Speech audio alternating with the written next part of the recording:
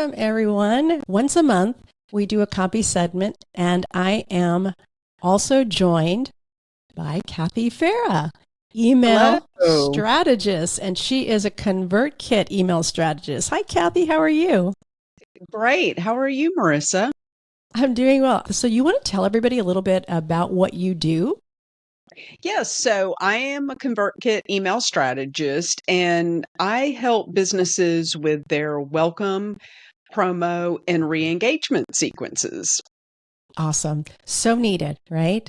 So needed Yes, because your email list is your greatest asset. So that is absolutely. something you've got to take care of it. You got to keep it clean. You got to, engage with your audience. And Kathy is wonderful at that. So if you guys ever have any questions about email strategy and email campaigns, Kathy is your gal, even if your list is cold or dead. Dead. Yes. That Yes. is my specialty is re-engaging your email list because that's really the start of everything.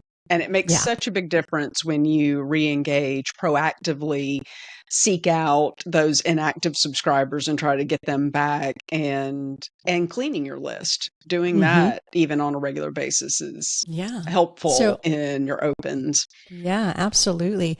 And copywriting is a big piece of that, even in emails, Absolutely. in opt-ins, and sales pages, on websites.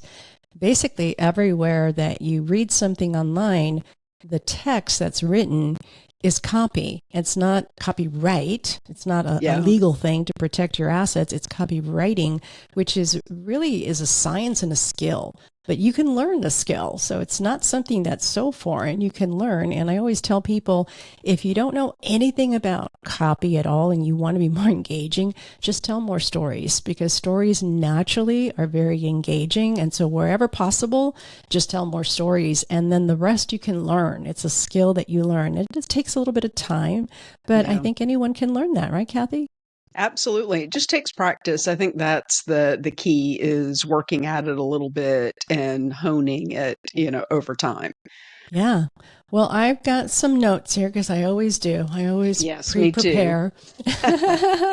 So we're going to talk today about an interesting topic that comes up a lot is benefits and benefits versus features. Because oftentimes people can mix the two up and they're Yeah. very, very different. They're not the same. So you can combine some elements and features that expresses benefit, but they're very distinct, separate things. And so I think it's important to understand the difference. Now, in direct response copy, just to give you a little bit of context, everyone that's listening, it's typically different than regular writing. Direct response is very persuasive. We're trying to lead them to something. So we're considering what do we want them to think? What do we want them to believe? What do we want them to feel? And then what do we want them to do? So it's very different Mhm. than just writing. And when you're blogging and you're writing articles, that's great. That's great content. It's very informative. It's very educational. But copywriting goes a little further. Wouldn't you agree, Kathy? Absolutely. You're really trying to draw them to who your audience is to action, taking some sort of action at the end of the process. And that isn't Yeah. always true of blog writing and other types of writing. So that's what makes it a little more unique is trying Mhm. to get them to take those next steps. Yeah. And that's why it's so important to understand audience, right? All of those things that Yes. we do ahead of time, right? To even figure out our value proposition or sales proposition, all of that is so important to do that.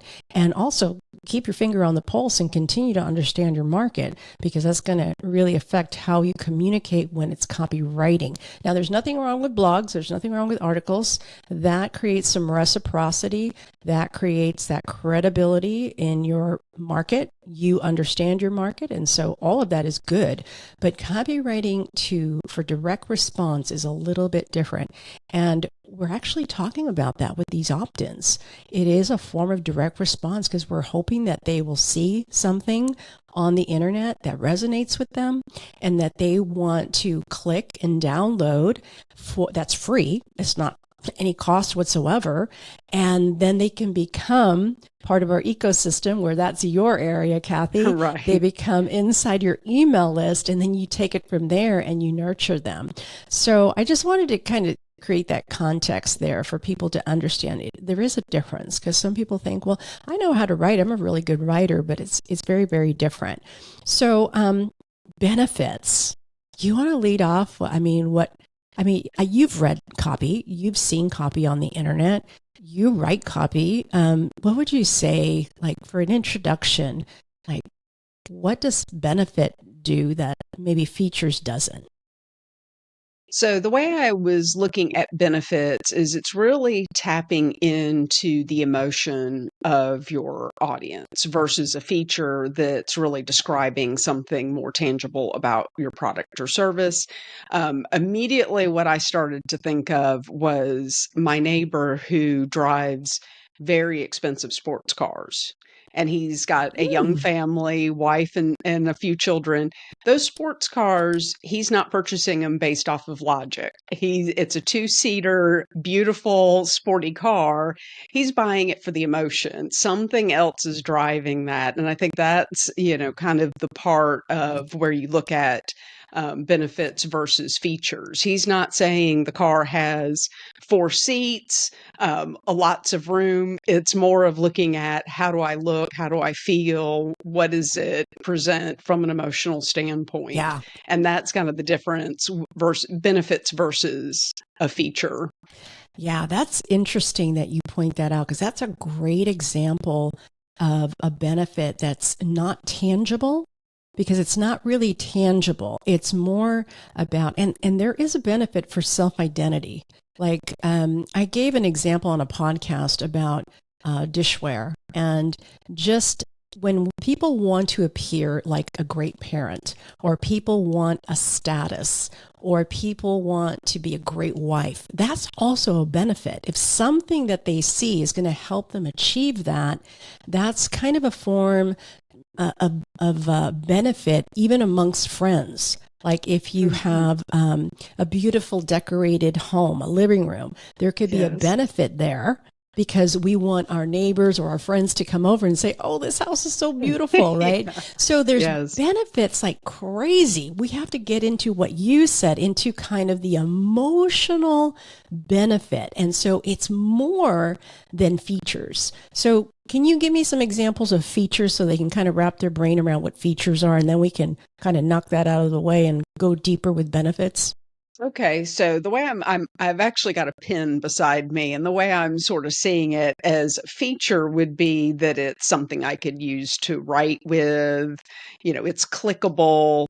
It may be, something I could erase it or not. That it's not going to rub onto the paper or something, like that. So it's more of really, if you think about it, almost the more boring part of a product generally, right? The specs, the specs about the it. specs. And now you may need to know some of that information if you're trying to do something more particular, but that's when you're getting into the logic part when you're buying something. It's not what initially drives you to the product. It's Exactly. more of the benefits or the emotions of what you're gaining from it that I need something to write with. Yeah. And like on Amazon, for example, you go in Amazon, you're looking for something, right? And when you get to something, obviously you look at the price, but then below it tells more about the specific product. It tells you, like, if you're looking for a coffee maker, it'll tell you how many cups it can make, and it gives you all the details. Those are the features. So in a case of a coach, a consultant, a service provider, features, if you have courses, features would be the modules. Features would be maybe that you have built-in templates. Features would be all of those things that help deliver the content. But the benefits is that satisfaction that you get, whether it's tangible or intangible. It might help you get to something faster. It might save you time. That's a tangible, but the intangible is where it gets a little tricky for a lot of coaches who maybe they're in the personal development space. how do you can't really make a benefit sound tangible when it's related to peace or personal development Right. or even courage or confidence. You really have to kind of build out that benefit so they understand that benefit, because it has value. It has just as much Right. value as anything else. But there's a difference between a tangible benefit, like gain 20 hours more a week from this productivity tool, right? Or those benefits are tangible. You can see the end result. You can measure it, you can see it.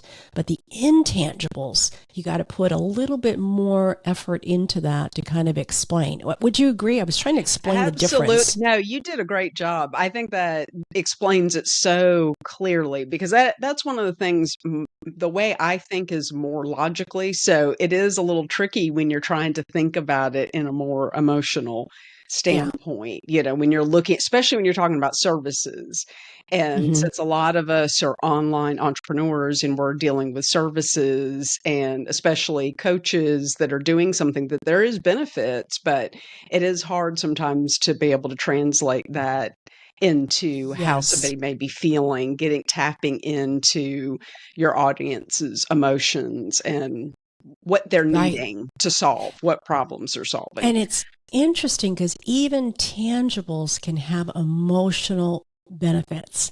And I'll Yeah. give you a recent example because you can see everything is bare in the back, right? I've been packing, I've been busy, a lot of things. I'm going to go get my teeth cleaned here this afternoon, trying to get all those last minute things done before we go cross country to Tennessee, right?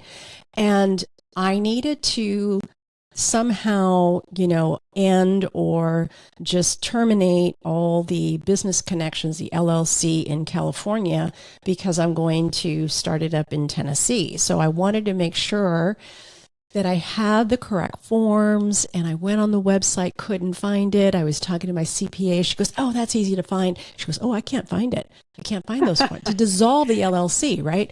And so it was frustrating me because I know it's just a simple form with a couple of check boxes and my signature and done.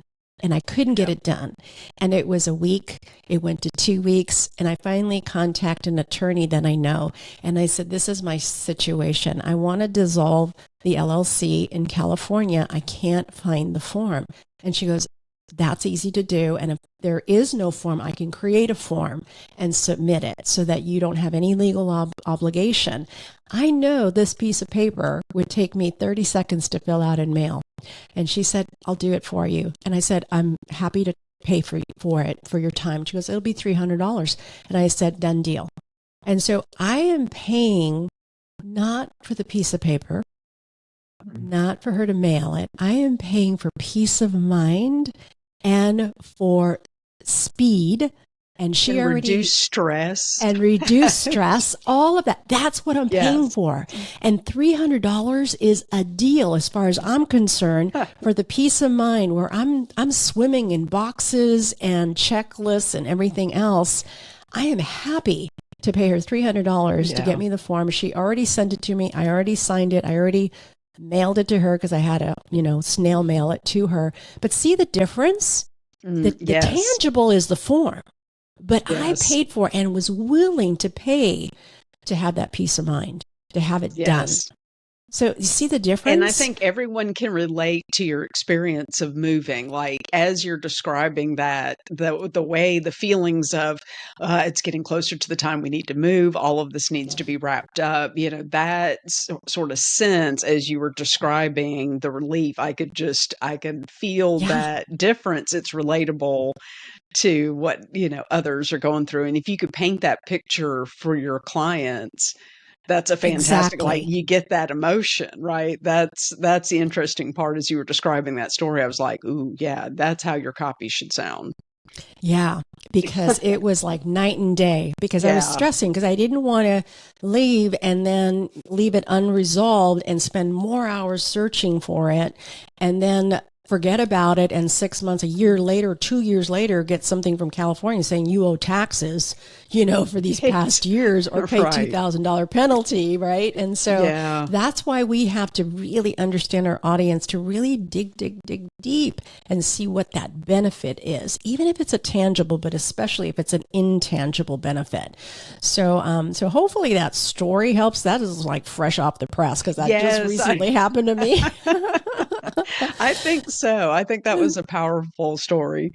So anyway, it has to be very customer centric, focused, and specific. So in this case of my piece of paper, it was very specific. I needed an Yeah. exit strategy for this state with the LLC. It was very, very specific. And there was definitely a benefit. And the speed that she did it in was also great. And And it also removed something, complexity. Go yeah, ahead. and I was going to say something else that sort of highlights too is how important it is to kind of stay tapped into what your audience needs as they evolve. You're not always Mm-hmm. going to be in a state of where you're moving. You're Mm-hmm. not always going to be feeling that sense. So, how to keep paying attention to your audience and stay in touch. What works today in copy may not work tomorrow, that you have to kind Yes. of keep tweaking and adjusting to be able to have that same reaction for what's happening currently for your Mm-hmm. subscriber base or your, customer base. What are some of the, like in your own business, for campaigns or maybe old list, cold list?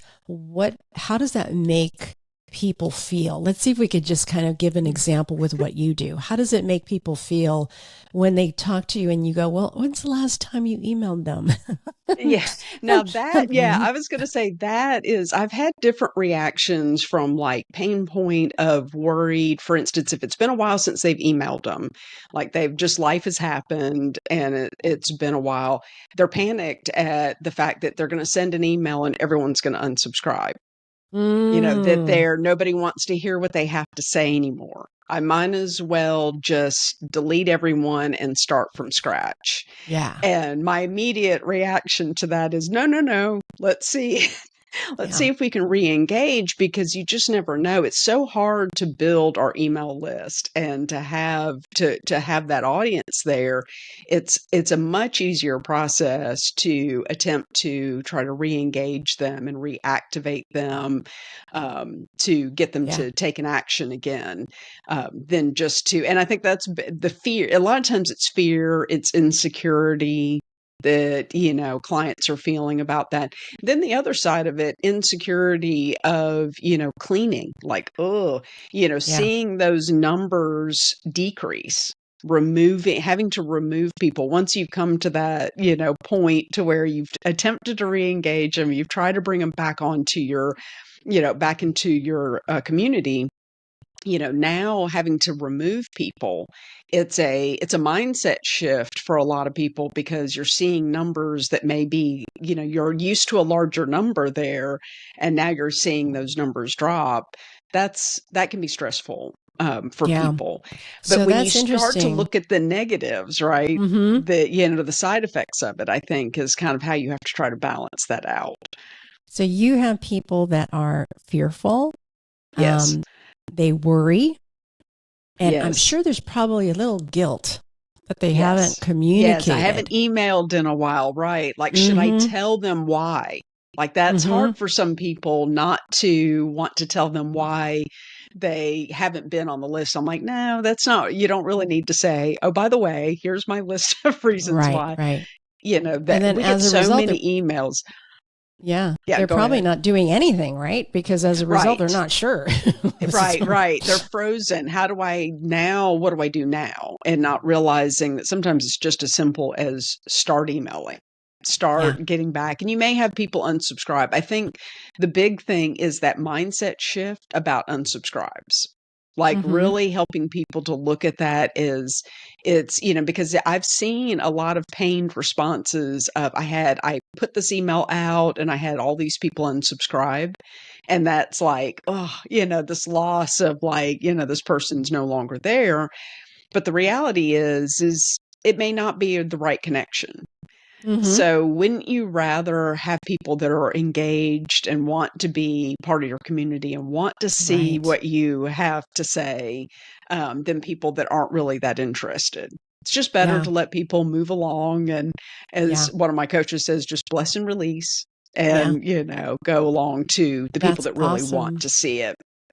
So the alternative to the guilt and the fear and the worry, you give them hope, you give them relief that some of these people in their email list it's salvageable. It's not the Yes. end of the world. We have a process. And not only do you give them hope, but then you give them a step to take action and Yes. start feeling good about what they're doing. But see how we're turning that into a Yeah. benefit? We're not even talking about Yes. features, how she does it. We're just turning it into a benefit. And that's what people often want to buy. That's why in copy, if you have a sales page, it's all emotional because people make a decision based on emotion, but it needs to be justified with logic.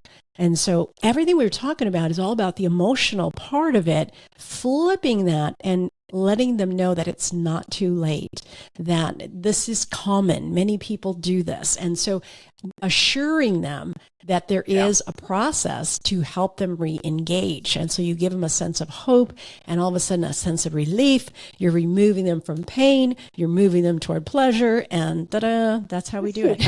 Yeah, exactly. And then you start to see your open rates go up because now it's the people that want to get your emails, your deliverabilities increase because now Yeah. people are opening, and then you start to see increased sales as a result Mm-hmm. too, because now you Mm-hmm. got more people, people are more actively engaged.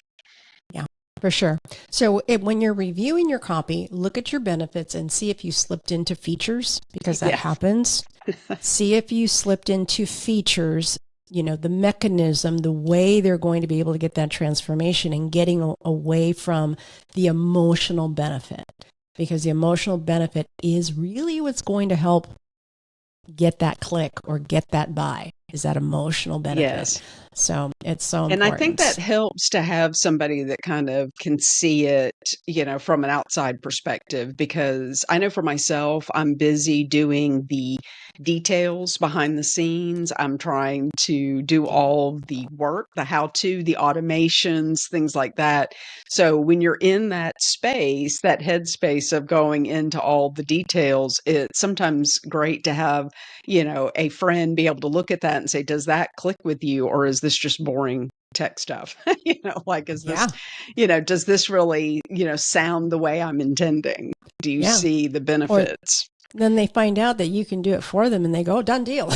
Great. Exactly. You do it. You do it for me. So I don't have to worry about it anymore. And yay, I'm a happy Exactly. camper. Right. So, Yeah. Yeah. so anyway, that's awesome. So hopefully you understand a little bit more about benefits because this is really going to help a lot. The benefits and then incorporate bullets that we talked about before. That's very helpful. We do have a landing page that we're going to critique. And so let me segue into that. And Patricia submitted. It is actually a quiz. So let me share my screen. What we're seeing for those that maybe are not watching on YouTube, once we do the post-production or not watching it live on LinkedIn, we have a heading that says, what's your business brand voice? Then we have a full-length image of a woman looking down. It looks like she's looking down at a laptop, and she may be at a restaurant or a coffee shop, Yeah. looking down at her laptop. And then below it, we've got some copy, and the copy is all centered. And so all of it is centered. It's one line after the other. And it says, do you know how your prospect perceives your brand tone and voice? Does it get it? Does it gel with their needs and personality? Will they love you or be turned off? Gain exciting customer insights and better understand how you want to show up in your marketing. Plus, boost your profits by learning to create personal, meaningful connections with your audience. Your next step starts now, friend. P.S. Please choose the best answer that fits you because you're unique. Take the quiz. So this is, it sounds like in the copy below, it sounds that it's going to help them create this assessment and they'll get some results. It sounds like they're going to get some result to understand how they want to show up in their marketing. So it sounds like a little bit about marketing. It sounds like she's going to share something that's going to help boost profit also, and learn how to create personal, meaningful connections with the audience. So I'm not sure if that means, more clicks for, growing an email list or what. So what do you think, Kathy, as we're looking at this? First of all, I love quizzes. I think a quiz is a great idea. Yeah. Yeah. Quizzes are probably your more advanced lead magnet to Mm-hmm. try. Because it can become something that you get a higher conversion rate than, PDFs. So from that standpoint, I think it's a great start. Now, whether or not, it depends on who your target audience here is, and understanding the value of brand voice. Do they understand the value if you're not a copywriter, or, if you're just looking at that without having some additional information, I think is what I'm wondering there. Now, go Yeah. ahead. Yeah, no, I also like the quiz. I like the brevity of it. It's very clean, Yeah. nice, clean white background, nice size font that she has for the headline, and a nice bright green button, take the quiz. So it's very simple, it's very to the point, and there's nothing wrong with that. It's very good to have it that way, have a headline and then have a little description with a button. So that's well done. And it's a nice photo. It's a nice photo. So what do you suggest, Kathy, for, well, let's start from the beginning and go down and Okay. just start with the headline. Um, my thought is, would there be a benefit of adding something that kind of like attention, who her target audience is? Like maybe something that helps to identify or help somebody self identify who this quiz might resonate the most with.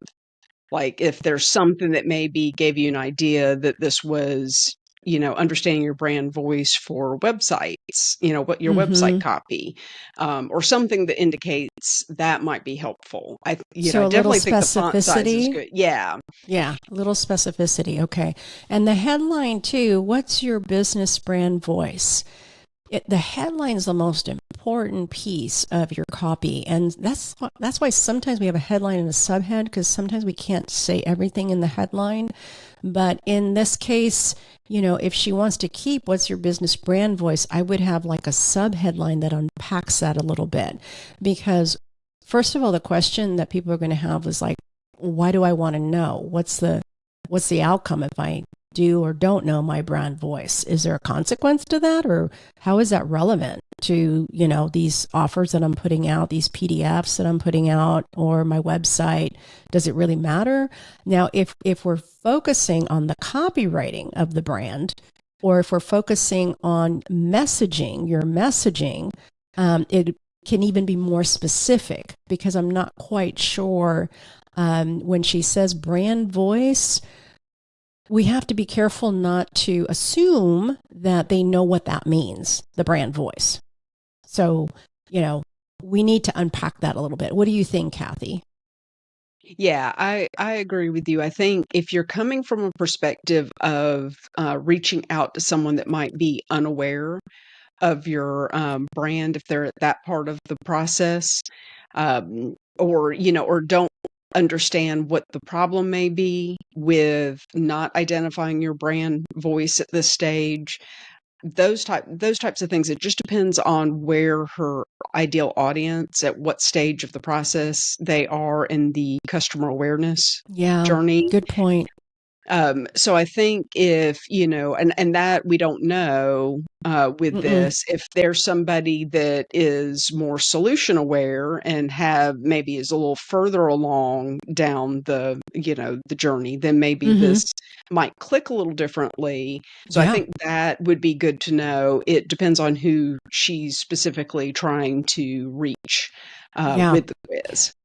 Her question to us was, is it compelling enough, and is there enough what's in it for me to get people to take it. So I think your point is if it's established business and they're just trying to resonate with their audience and they're, say, under $500,000 and they've got everything clicking along, they want to tighten some things with engagement, they'd probably understand that, the brand voice. But again, what's your business brand voice? It needs to tell me, is it something that I want to move toward pleasure or run away from pain? So what's the outcome of knowing that? So again, a subhead might help unpack that. She wanted to keep that. Now, what about the text below the image? We've got 1, 2, 3, 4, 5, 6 lines that are all centered under each other. So what do you think about that? I think it, might benefit from having some more white space. Maybe the font being a little bit larger. Again, I tend to look at that type of thing, just from my eyes standpoint. Anyone that knows me knows that's something that is important for me to see white space so that I can kind of see that very quickly. It would make it to where it's maybe possibly a little bit more skimmable. If you could break up some of those points potentially in sort of bullets. Yeah, I was trying to see if she was on. I was trying to see if I can see the chat. It looks like the chat is working. Is there a way, Kathy, that you can jump on LinkedIn in another tab and see? Yeah, I can't, for some reason, I can't see anything on here. Okay. So again, I'm looking for the chat. Let me take a look real quick. I agree with you. While Kathy's trying to open up another tab and see, because I think there's some people commenting on there, but I can't tell. I see a number 6. But in this area where below the photo, I think I agree with Kathy that she says there needs to be more white space. And of course, the one way we can get some great white space is what I've said I love, which is bullets. Bullets are wonderful for something like this, to be able to really help it stand out as to the benefit of them taking this quiz. So there's a lot there. So I'm trying to still figure out, is this going to help me boost my profit by these meaningful connections? How is that going to do that? Is that direct response from the brand to client, or is it going to be growing the email list, or is it market research? It says, is it the value proposition, understanding the customer? Because it says gain an exciting customer insights. So how am I going to do that if I do this quiz and better understand? Is she going to give me questions to ask my market? I'm not quite sure what the outcome is of this particular quiz. And so that's important for people. If she wants it to be irresistible, it needs to have an outcome to say, you're going to discover all these things, because at the end of the day, this is what it's going to help you do. Boom. What is the outcome? And so is it profit? Is it more downloads? Is it more clicks? Is it grow email list? What is that outcome? And then people will say, okay, that's what's in it for me. Okay, if I do this assessment, I'm going to see where the gap is, because I want more clicks, or I want more people on my email list, or I want more customers from this copy that I'm doing. So the brand, again, is it the messaging that you mean by voice? I'm not certain. Kathy, were you able to pull that up and find anything? See. Yeah, okay. I wasn't able to see it myself. Okay. What I did, and I didn't let Kathy know about this because I did it right before we went live. we don't usually do rewrites. What I did was I took what I saw here and I tried to just create a scenario of copy. And see, there's a lot of questions that we don't know. So it really helps to ask questions with the person, the author of the copy, to be able to dial it in. But I wanted to give you an example to help direct her, because I feel like just by saying, oh, you should have bullets and you should have this, is not really helping her. And so I want to help her kind of move forward. So on one of these notepads, I put in some ideas here. Is your brand voice truly resonating with your audience? Again, brand voice, messaging people kind of understand. So even with this, I'm almost tempted to say, and again, if we could ask some questions, we'd be able to dial this in. Yeah. But messaging, that's so important, resonating with your audience. I would even take the voice out. And then here I added voice here to unpack what I mean by the messaging. So what I did was, is your brand messaging resonating with your audience? And you can even add this, let's see, let me think about this. Is your brand messaging resonating with your audience? Or you can even put or and put the pain. If it's not resonating with your audience, what could it be potentially doing? Is it falling flat? Or is it causing a total disconnect or some kind of pain? Yeah. So you could also put an or in there, or you could create a subhead that explains it's either moving toward success or it's moving toward failure, and create a subhead there. So all of a sudden, the what's in it for me, oh gosh, I got to know, am I moving towards success or am I moving towards failure? And then why take this quiz? We got to give them a reason to take it. Yes. So it sounded like she was talking about perceived alignment. So this could be something that could be in caps. It sounded like she was talking about engagement and connection. And it sounded like she was talking about, will they love or hate you? It sounded like she was talking about affinity or apathy. So, I kind of took some words and reworded it. And then the description really depends on what's enclosed in it. I just took a guess. Find out how well your brand's voice aligns with your audience needs and expectations. Engagement and connection. Discover your brand's ability to connect, build trust, and convert leads into customers. I'm guessing. I'm not sure. Yeah. I took from what I saw, and I'm guessing that this might be, but it might not be. I might have totally missed the mark. Affinity or apathy. Gain insights into emotional triggers, because it really is about the emotional connection, right? Emotional triggers that can turn passive prospects into loyal advocates. Now we're seeing the contrast from passive prospect to loyal advocates, right? Convert leads into customers, right? Audience, are you meeting audience needs and expectations? Now we're seeing those benefits that we want, right? And so if you had something like this, I think it would be a little bit more appealing for them to say, well, I want that. I'm going to go ahead and take the quiz. So what do you think, Kathy? I did this on the fly on Notepad. Yeah, I think this is good because I started thinking about it, for your general customer base, if you're not familiar with brand voice and what that means, somebody like, say, an Amy Porterfield, or somebody that does, if you're talking to marketing people, they may understand that terminology, but your, online entrepreneurs may not. So I like the way you've described this, because now this kind of clicks with a broader audience from that standpoint, gives them a little bit more clarity, but it also helps to define what you're trying to accomplish for them. Right. And I would suggest here also some kind of subheadline. Subheading in here. I would suggest that too, to unpack it even further. And that's why you see headlines with subheads, because a headline kind of grabs their attention, and the subhead says everything that the headline couldn't say and unpacks it a little bit more to give it more context, and then answer the question, because they're going to be thinking, why should I take this quiz? We'll put it on there. Why take this quiz? Question mark. And then you would, I can't bold in this notepad, but you can bold certain things, because chances are they're not going to read everything. They're glancing, and with bullets, which everybody knows I love bullets. Somebody commented to Kathy. I know Marisa loves bullets, and I do love bullets because they're easy to read. They're easy to read.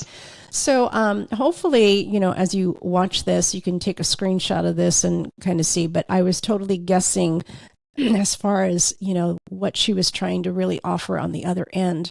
So I didn't take the quiz. We were just looking at the opt-in, but I love the idea of a quiz. I think this could be very helpful for people to have a little bit more of an understanding of their communication, at least bring more awareness, right? So I Yes. think that would be really, really helpful. So I don't know. Any other comments on that, Kathy? That was kind of a difficult one because, a quiz, we don't have everything up front. They're going through this journey of self-discovery. And so I Right. wasn't quite sure what the outcome was going to be. Well, and I think it also is a good example of, someone that does their business all the time. Sometimes it makes perfect sense to you when you're in it and you're doing it every day, but it isn't as clear when you've got it, which is why it's so helpful to have kind of that outside perspective. So I think this was a good exercise to be able to have someone that has no information take a look and see how it resonates for you, because then it kind of brings some insights and enlightens you on, oh, okay, that I thought I was explaining this in a particular way, but you're in it all the time. It's not, Yeah. it doesn't, the Yeah. same wording doesn't always make sense to We everybody. went a little longer today, but I'm hoping this is going to help everyone because, you know, when you're looking at any kind of lesson or training or anything, even a podcast or listening, you should be thinking, how can I apply this in my own business? Because Yes. then your brain is searching for solutions. So even if it doesn't completely apply to what you're doing right now, if you think, how does this apply to what I'm doing right now? Your brain is going to be searching for those solutions. And so that's going to help you also. And that's why we spent a little bit more time on this one, because the benefits, sincerely, I will tell you that sincerely, it is so important to dial in benefits because people make an emotional decision. It's an emotional decision when they buy. It really is, but they do justify it with logic. So it's really important to dial in those benefits. And it's not easy. Like Kathy said, when we're writing our own stuff, when I write my stuff, I break every rule. I forget everything that I've Yes. learned. Yes. I was just going to say, I that's just me I'm too. going, Marisa, what are you thinking? You know better than that. I'm just trying to write it Right. out. And so, just because we've gone through this training and stuff and I'm certified and everything doesn't mean we don't make mistakes, make the Yeah. I same was going to say, mistakes. So the we're magic is all in the guilty. edits. The Yeah, magic guilty is of in the that. edits. Yes. For sure. Yes, For and sure. having outside perspectives, I think that is, very helpful. I love Yeah. having other people look at, what I've put together to see if it makes nearly as much sense. You And know. here's a little tip. And this was a tip I just recorded my monthly, what do I call it? My monthly brief, since I'm going to be out of town for next week. But one of the things I put in there is if you're not sure and you're not sure how to explain your business, the benefits and those type of things, just get together with some colleagues, get together with some people on a Zoom call and just say, this is what I want to offer. Ask me questions about it and record it and look at the transcript of the questions they're asking you, because chances are you're going to say, oh, I never thought of that. I never thought of that. I need to put that in my Yes. copy. And that will help. I was going to say, I love that technique. We just recently did that. And I just think that's such a great way of doing it. Because not only that, it just sort of tests you on the fly of, again, you're in it all the time. Does it Yeah. make as much sense to somebody else? And can you explain it in an easy way? Yeah. I do that in my mastermind. We have spotlights, but then we have reverse spotlights where if they're not sure, they don't have a question, we ask them questions about their business. And it usually does bring to light some wonderful things. So, Kathy, do Yes. you have anything going on lately that we can share with the audience? Anything that they can download or anything coming Well, up? okay, so I am working on, and I will have soon. I've been in the midst of it, but I am creating a new free guide to help with building your re-engagement emails, to activate those inactive subscribers I've Ooh. built out the AI prompts for both Ooh. ChatGPT and Gemini to use, where you could just plug in the information about your business, but I've got the prompts completely written out and have the Ooh. scripts that you could either use the done for you templates, or you can kind of plug in details in the prompt and get re-engagement emails generated for you in seconds. So I'm Wow. working on it. I am almost there.